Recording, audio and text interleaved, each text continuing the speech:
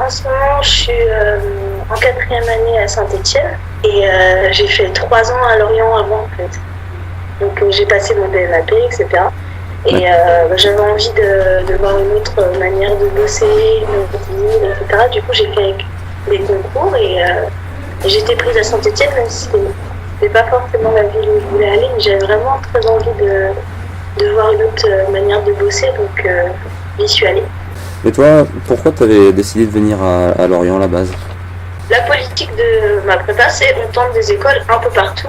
Parce qu'au début, donc j'ai pas fait d'études en art, juste une petite option facultative comme ça. J'étais en ES option maths. Et moi, j'étais bien, perso, j'étais bien chez mes parents et je m'étais dit, bon, bah, je tenterai en région parisienne, machin. Et puis au fur et à mesure de l'année, ça me plaisait quand même pas mal. Et puis là, le prof dit, non, mais il y a 2 écoles en région parisienne, il y en a 52 sur tout le territoire. Faut que vous ratissiez large, quoi, etc. Et du coup, il m'a parlé des écoles de Bretagne, de Montpellier. J'avais pas envie de partir trop loin de chez mes parents. Au début, j'avais vraiment envie d'être à Rennes, parce que sur le papier, ça me plaisait. Et finalement, je m'étais pas trop penchée sur Lorient et Brest. Je l'ai fait au dernier moment. C'est-à-dire que pendant le concours, on m'a dit « Ah, mais il y a de la place, vous pouvez le faire !» Bon, bah ok, on y va. Du coup, je suis allée à Lorient sans avoir jamais vu l'école, rencontré les étudiants, été dans la ville. Et au final, j'ai pris une super décision parce que j'ai passé vraiment un très bon moment dans cette école-là et je me suis vraiment, j'ai vraiment évolué. Enfin, les écoles de Bretagne, c'est des écoles quand même assez familiales et c'est des petites échelles et en fait, on est plutôt bien entouré. Parce que là, par exemple, à Saint-Étienne, c'est une plus grosse école et les profs, si tu les chopes pas, c'est des vrais courants d'air, quoi. Enfin, c'est assez dur.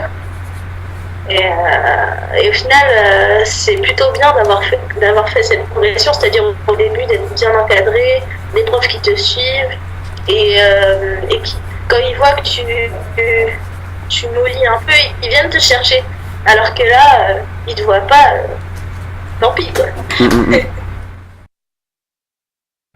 En fait, c'était l'opportunité aussi de travailler dans des ateliers techniques. Il y avait plus de choses qu'à Lorient, même si à Lorient on était assez bien fournis. Ouais. Et comme les professeurs ne me connaissent pas, il faut que je défende un peu aussi ce que j'ai fait pendant 3 ans et c'est un bon entraînement. Ouais, c'était un peu comme un second souffle, quoi. Carrément. Je suis arrivée en équivalence, donc je connaissais pas l'école, etc. L'année de 4e année depuis cette année, elle commence par un stage. Du coup, là, ça fait seulement 2 mois que j'ai repris les cours, parce qu'avant, j'étais en stage. Du coup, là, avec les rapprochements école-université, tu as possibilité de faire un post-diplôme. Est-ce que toi, ça t'intéresse? Je sais pas encore, je suis pas encore fixée. C'est vrai que concrètement, moi, je suis plutôt bien dans les études, donc ça me rebuterait pas, mais j'ai pas encore été fouillée de ce côté-là, effectivement. Et je sais pas encore s'il y a des choses qui vont me convenir. J'aime bien le côté, si je suis allée aux Beaux-Arts, c'est pour le côté vraiment pratique, pouvoir vraiment expérimenter, etc. Ouais. Mais de temps en temps, et notamment pendant les 3 ans à Lorient, ça m'a manqué d'avoir plus de théorie.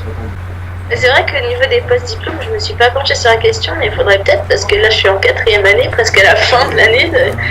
Et bizarrement, quand je me penche sur les trucs, j'ai pas l'impression qu'il y ait beaucoup de choix. Donc, mais je pense que ça c'est juste une impression et qu'en fouillant je vais pouvoir trouver.